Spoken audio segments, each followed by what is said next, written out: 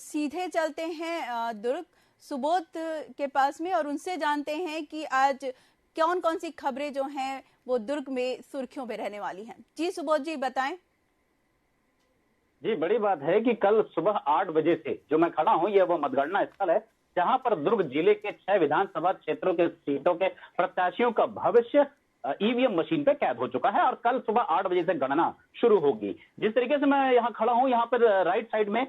Strong room बना हुआ है जहां पर बताया जा रहा है कि 14 चरणों में गिनती होगी और 6 विधानसभा क्षेत्र के प्रत्याशियों को जो मत मिले हैं उनकी गिनती होगी और सबसे पहले डाक मत पत्र गिने जाएंगे, जिसे गिनने में हो सकता है 2 से ढाई घंटे लगे, मगर उसके परिणाम सबसे अंतिम में सूचित किए जाएंगे। और अगर ईवीएम की बात करें तो ईवीएम की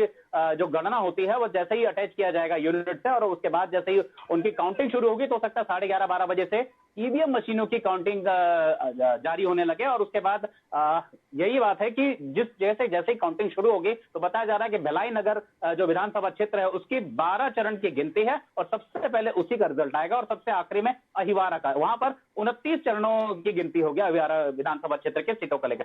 सीट को लेकर। तो एक बड़ी बात है और जिस तरह से तैयारी देखी जा रही है कि फायर ब्रिगेड को यहां पर तैनात कर दिया गया है, तमाम अर्धसैनिक बल के जवान है वो मौजूद हैं और साथ ही मेरे बाएं तरफ में एक ऐसा मंच बनाया गया है जहां पर जो विजयी प्रत्याशी होंगे उन प्रत्याशियों को यहां से उनके जीत का सर्टिफिकेट यानी कि जो जीतेंगे तो उन्हें जो शासन के द्वारा, चुनाव आयोग के द्वारा सर्टिफिकेट दिया जाता है वह उन्हें दिया जाएगा। इस तरह से सारी कवायद को पूरी की जाएगी। जैसे जैसे रिजल्ट आते जाएंगे और प्रत्याशियों की जीत जो निश्चित तय मापदंड पे मानी जाएगी, उन्हें सर्टिफिकेट दिए जाएंगे। और उसी तरीके से अगर बात करें इस चित्र में अगर मौसम की, तो मौसम थोड़ा सा जरूर अनुकूल है, धूप खिल चुकी है, मगर बरसाती मेघ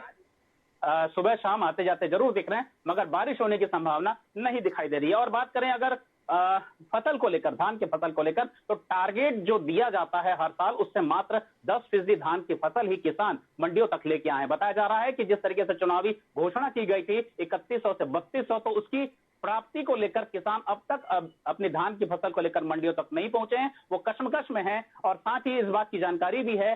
कि जितने मात्रा में दुर्ग संभाग में धान की फसल को मंडियों तक लाया गया है उससे 71 करोड़ की ऋण की वसूली प्रशासन द्वारा कर ली गई है।